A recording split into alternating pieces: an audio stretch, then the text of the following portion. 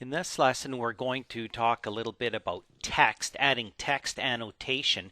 We're actually jumping a little bit ahead on the model for this lesson and then showing it at the beginning of the series simply because text is just one of those things that you're going to want to use here and there all the way along. So there's not really any good place to kind of plug that topic in. So we'll just kind of show it at the beginning, even though the model is a little more advanced at this point. So the text you're seeing here is part of the room label. So let's say, for instance, we wanted to, put a piece of text in here and say open to above. We know that these reference planes represent the opening above. So we could go in and start by maybe even doing an annotate and doing a detail line, and I don't need to do that. And then maybe pick a hidden line or something like that and then trace around this. Escape, and I believe it's even a little bit over, so I can nudge that over like that. Take this over and nudge it down like this. And then I might say, open to above. So I go to my text tool here. Again, it's off annotation, text, right click, add to the quick access toolbar. It's over here. When you go to place your text, you pick your different text types off of here. If you don't see the text type you want, you can say edit. And then you can say duplicate. You can give it a new name. The name should really represent the size and font of the text you're going to use. And then from inside of there, you can go in and set the line weight, whether the text has a transparent or opaque background. Okay, the leader border offset, so how far it sits from the text.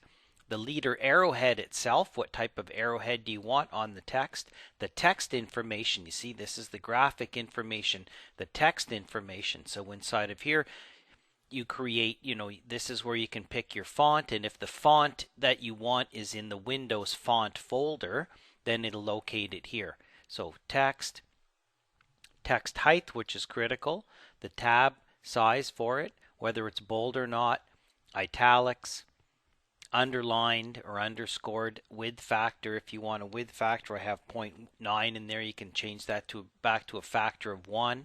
Okay, so this is the text kind of type and properties. You hit OK, and then there's when you place it, how you want to justify it, the format over there, and you can say whether you want the text to have leader lines, and if you do, which side the leader you want it off the bottom, middle, left, right, top. Inside of here, I generally put my text in and put the leaders in afterwards. It's up to you, but if you just go with the text, you can say, open to above, sorry. And then click out and escape. Now, look, I made it the wrong text. I wanted it my 3:30 seconds, so I'm going to click on it and change it. Move it down. With the text, I can go after the fact and justify it by center. If I want to add leader lines, I can add leader lines. If I click on the text, I can change it and say, I don't like that type of leader line. I want the 15-degree one. Hit OK, click out, pick on here. You can add in as many as you want, and then you can kind of move them around, and if you move them, the text will move around as you please. When you click on here, if you take them out, they disappear in the order they were added in. If you go with the arc one, you can't switch to the straight one. If you go to the straight one, then you can put more than one in, and then you can make your leader go straight as you please, like this. So you have that choice, okay, and you can pick how you want this to go as well. Top, bottom, left, which is a really nice feature that they've added. So you can specify how you want the leader line formatted, which type of leader you want, and then how to add or remove, and then the text itself. If you click in here, then the bold, italics, and underline show up. We've got spell checking as well. Spell the project, or can spell check the whole project. So text in itself can be placed in any view. You can move it around, you can rotate it. Okay, you can see the grips, you can stretch the text, and the text has properties. Okay, you can also take the text and click on it, swipe it, Control C, copy it to the clipboard, and then go maybe, somewhere else and paste that text inside of there.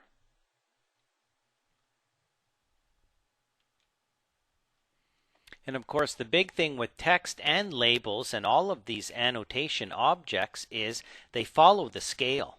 Okay, look what's happened to my dimensions over here. I'm going to delete this. We'll have to redo all these because I've been playing around with it as well. I think some of these, those ones aren't too bad. So the text watches the scale. So if I change the scale, I wish it wouldn't do a zoom when I do this, but we change from 1/8 to say 1 inch equals 10 feet, and all of a sudden you'll zoom in, your text will actually technically get bigger. If I change it to be 1 inch equals 20 feet, my text gets a lot bigger. If I change my scale to be 1/2 inch equals 1 foot, my text is going to get smaller. It's going to stay justified. So the text will always rescale itself according to the scale you're in. Now, you wouldn't usually have a great big floor plan like this at 1/2 inch equals 1 foot. So that's why the text kind of looks funny, because if you print this out at 1/2 inch equals 1 foot, it'd be a very big piece of paper, and this would be the right text size. The thing is, this is going to be 3/32 of an inch high if you plot it at this scale. So this plan is better to be at, 1/8 of an inch, more proportionate. Okay, so you can place text in any view, including a 3D view, but you can go to ceiling plans, you can go to 3D views, you can go to elevations, and add text in anytime you want. So text is just something that you can add in. If you want to add the leader line as it goes in, then you can click on here right off the bat, or click here. Then what happens is you place the leader line, and then you pick to form your text, and then you type your text in. Let's try that again. Delete text. We'll go with this guy. You pick once, pick here. When you pick your second time, I think it's better to do a box. That's right. Pick and drag. Then you can, pick and drag second point. That way it doesn't end up with a little box like this. So you go like this. Don't just pick. If you pick, it just does that, which I guess that works as well. And then click when you're done, and then you can do another one. Click again. Click, click. Just try doing that, practicing, and you'll start to get the hang of it. So again, click on here, delete this stuff. Works really great with sections, of course. We go into our cross section in here, and we can add in, notice our rooms are showing up inside of here. So we can go in and say text, and we can click on here, go up here, do this, and say, exterior wall. Click out. And then if we want to stretch it out a little bit, okay. Oh, it's going in at that 1/8 of an inch again. I want to change it to 3/32. It remembers the last one. So if I do text again, it's still going to go back to the 1/8 until I change it to say 3/32. And now I can go in here and pick. Oh, I didn't drag it, so it just left me my one cell there. So I can say, second floor system. Click out. If you don't like that leader line, you can remove it and then just add in a straight one instead. Pick your point over here, drag this guy down, off you go. This can kind of get moved around. Okay, you can pick and grip these guys as you please. They're not the same as keynotes. This isn't really intelligent. This is just regular text. So the idea is you have different text types. Some is for notes, some might be for big labels. Okay, escape. Remember, we made our large text for our cover sheet. Okay, clicking on there, and we created some big text over here. Okay, now if we decide we don't want to go with that width factor for a 1 inch, we can go back in here, get rid of that width factor, click out, and our text is a little bit bigger again. Okay, so text is to be used and can be used also in a 3D view. If you go to a 3D view, oh, that's not a good one. That was, let's go to, these are all camera views. Do we have a And we could go into this one. So here we go in here. Now we're going to add some text, and there's a special locking text option here in version 12. So if I go in here and I add a piece of text to this, and I go in here and I say second floor, click out. Okay, I'm going to zoom in, stretch this guy back. Okay.